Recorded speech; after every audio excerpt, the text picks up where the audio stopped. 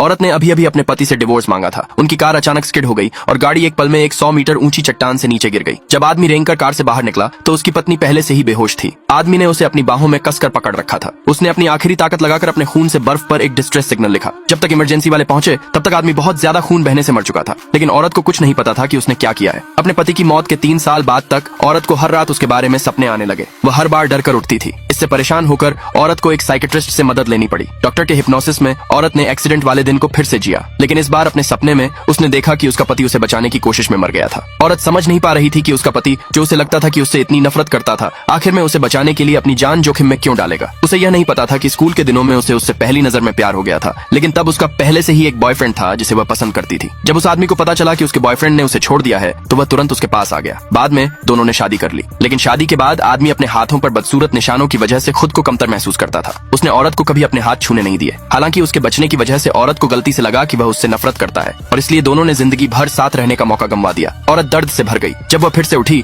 तो उसे यह देखकर झटका लगा कि वह अपने स्कूल के दिनों में वापस चली गई है। ये वही दिन था जब वह पहली बार अपने पति से मिली थी। उसी समय टीचर ने उस आदमी को एक नए ट्रांसफर स्टूडेंट के तौर पर मिलवाया और फिर औरत के बगल वाली खाली सीट की ओर इशारा किया। सभी क्लासमेट्स ने सोचा कि अमीर औरत गरीब ट्रांसफर स्टूडेंट को नीची नजर से देखेगी, लेकिन औरत ने जल्दी से अपने बगल की डेस्क खाली की और आदमी को अपने बगल में बैठने के लिए बुलाया। उसने तय किया कि इस जिंदगी में वह उसकी भरपाई करेगी। स्कूल के बाद औरत अपने अंकल की कार में बैठ गई। रास्ते में उसने देखा कि वह आदमी कस्टमर से बहस कर रहा था। पता चला कि कस्टमर ने अपने खाने के पैसे देने से मना कर दिया था और इसी वजह से उस आदमी से उसकी लड़ाई हो गई। कस्टमर ने उस आदमी पर गर्म पानी का बर्तन फेंक दिया। फिर भी आदमी जोर दे रहा था कि कस्टमर ही पैसे दे। मामला बिगड़ने के डर से कस्टमर ने पैसे नीचे फेंक दिए और जाने लगा, लेकिन अचानक वह औरत आ गई और उन पर पानी छिड़क दिया। उसने मांग की कि वे उस आदमी को जलने के लिए हट जाना दें। जब दोनों ने मना कर दिया तो औरत ने जल्दी से अपने अंकल को बुलाया। उसके अंकल की ताकत देखकर वे डर गए। उन्होंने इलाज का खर्च उस आदमी के हाथ में थमा दिया और जल्दी से भाग गए। औरत उस आदमी की चोटों को देखना चाहती थी, लेकिन वह फिर से उससे दूर हो गया। वह जाना पहचाना तरीका देखकर वह बहुत निराश हो गई। उसके जाने के बाद उस आदमी ने जल्दी से अपने जले हुए हाथों पर ठंडा पानी डाला, लेकिन औरत अचानक वापस आ गई। उसने गलती से माफी मांगते हुए कहा कि उसे अपनी चोटों के लिए उनसे ज्यादा पैसे लेने चाहिए थे। फिर उसने उसे वह दवा दी जो उसने अभी अभी खरीदी थी, लेकिन उस आदमी ने उसकी मेहरबानी मानने से मना कर दिया। औरत को जबरदस्ती उसके हाथ में दवा देनी पड़ी। उसे डर था कि जब वह घाव का इलाज करेगा तो उसे दर्द होगा, इसलिए उसने उसके मुंह में एक मिल्क कैंडी रख दी। फिर वह शांति से चली गई। जब उस आदमी ने कैंडी की मिठास चखी